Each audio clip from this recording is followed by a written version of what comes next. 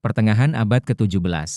Ketika Batavia perlahan mencengkeram barat, Nusantara dan Malaka telah layu di tangan Kompeni. Ada satu sudut di timur jauh yang menolak tunduk, sebuah imperium maritim yang dijuluki oleh bangsa Eropa sebagai The Venice of the East Venetia, dari timur Kesultanan Goa-Talo, atau yang lebih dikenal dunia sebagai Imperium Makassar, di kota pelabuhan Somba Opu. Hukum perdagangan bebas ditegakkan dengan mutlak. Sultan Gen Sultan Makassar memegang teguh prinsip, Tuhan menciptakan bumi agar laut bisa dilalui bersama. Siapapun boleh berdagang di sini, Inggris, Perancis, Denmark, Portugis hingga pedagang Melayu dan Tionghoa.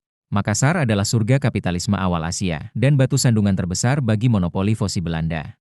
Bagi fosi selama Makassar tetap merdeka, kebijakan monopoli rempah-rempah mereka di Maluku akan selalu bocor dan gagal. Perang bukan lagi pilihan, melainkan keniscayaan. Namun Belanda tahu, menyerang ayam jantan dari timur sama saja dengan bunuh diri, kecuali jika mereka bisa menemukan celah dari dalam. Ini adalah catatan tentang perang terdahsyat yang pernah dihadapi VOC di abad ke-17.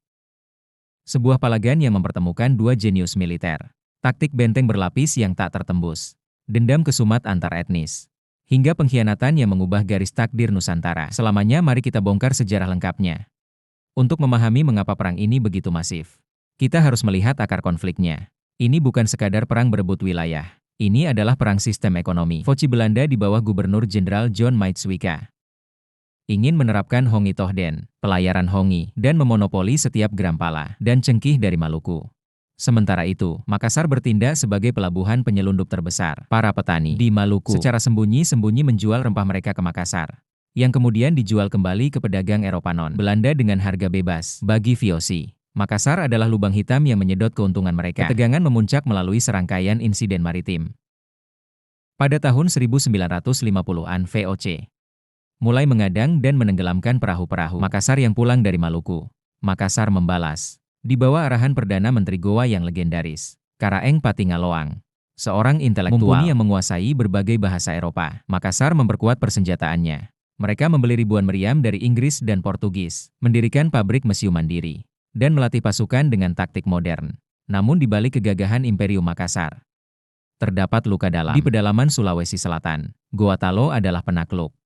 Untuk membangun parit raksasa dan benteng-benteng pertahanan di Somba Opu, Sultan Goa mempekerjakan puluhan ribu orang Bugis dari Bone dan Sopeng sebagai pekerja paksa atas. Mereka diperlakukan dengan keras.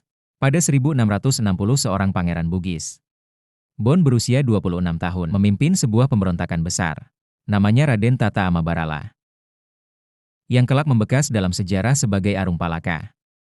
Pemberontakan itu gagal total. Arung Palaka bersama sisa pengikutnya terpaksa melarikan diri ke laut. Dikejar oleh pasukan Goa, Arung Palaka melarikan diri ke Batavia dan meminta perlindungan VOC. Bagi Belanda, ini adalah hadiah dari langit.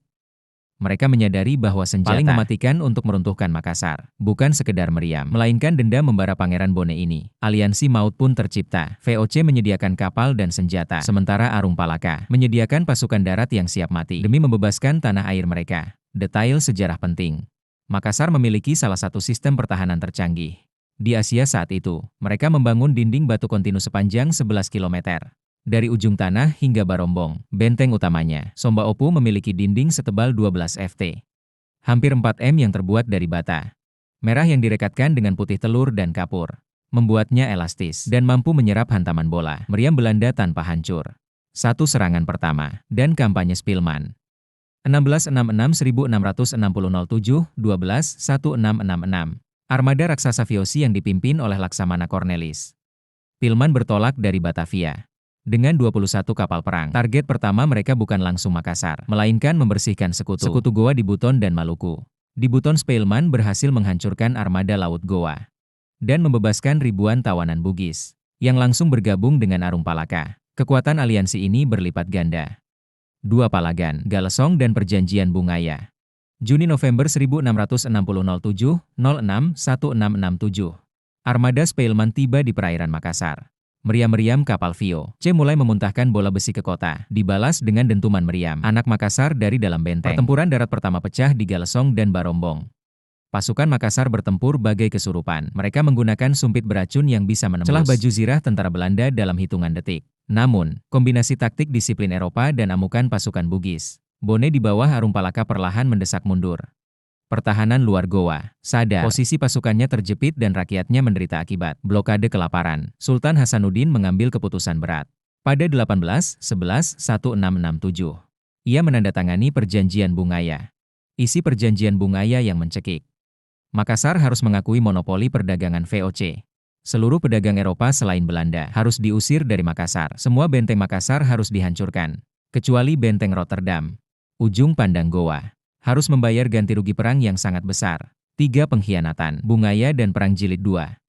1668. 1669. Bagi orang Makassar, Perjanjian Bungaya adalah penghinaan terbesar yang merendahkan siri harga diri. Perjanjian itu tidak bertahan lama. Sultan Hasanuddin memanfaatkan jeda waktu untuk menyusun kembali kekuatannya secara rahasia. Karaeng Karun Rom, penasehat radikal Sultan, mendesak perang total dikobarkan kembali. Pada April 1668, Perang Jilid 2 pecah dengan skala yang jauh lebih mengerikan. Kali ini tidak ada lagi kata negosiasi. Spilman bersumpah akan meratakan Somba Opu dengan tanah. 4 pengepungan brutal benteng Somba Opu. Juni 1669 puncak dari seluruh rangkaian Perang Makassar. Terjadi pada bulan Juni 1609. Target terakhir adalah jantung pertahanan imperium, benteng Somba Opu.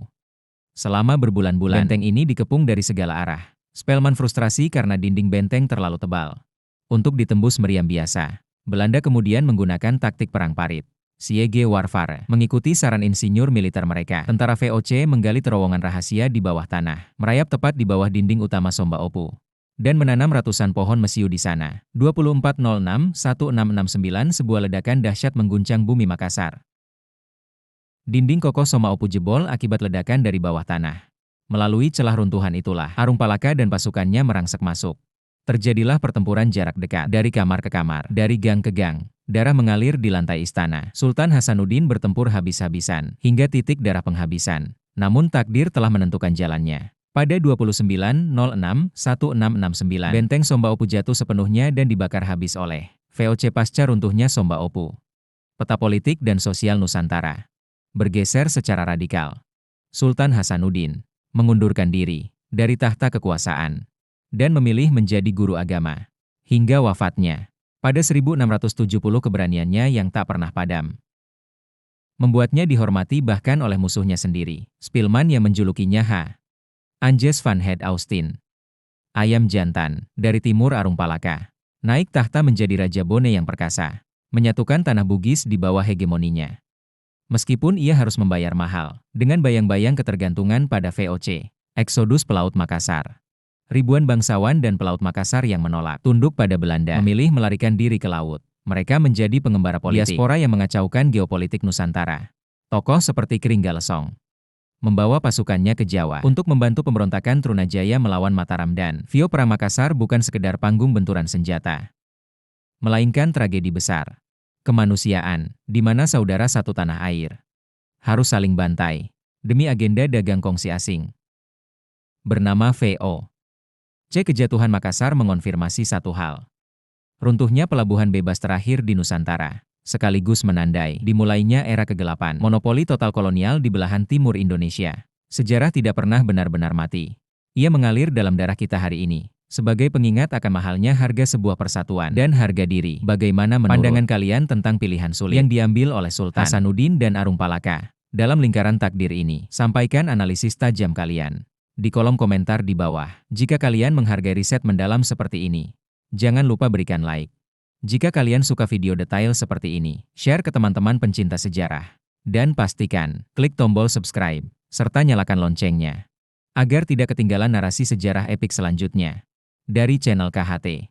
Tetap kritis, tetap belajar dari masa lalu. Dan sampai jumpa di video berikutnya.